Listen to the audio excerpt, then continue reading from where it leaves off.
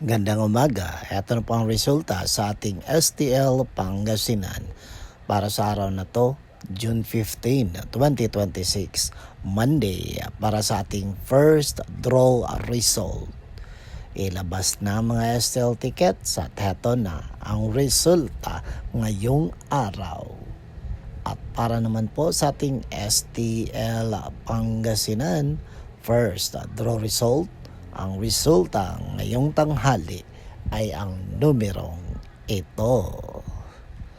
Huwag tayong laging nagrereklamo sa buhay mga ka-STL dahil ang taong mareklamo ay nilalayuan ng swerte. Okay? Dapat positive lang tayo always. Don't forget to subscribe Purple Green TV. Paki-like, share at comment po. Thank you.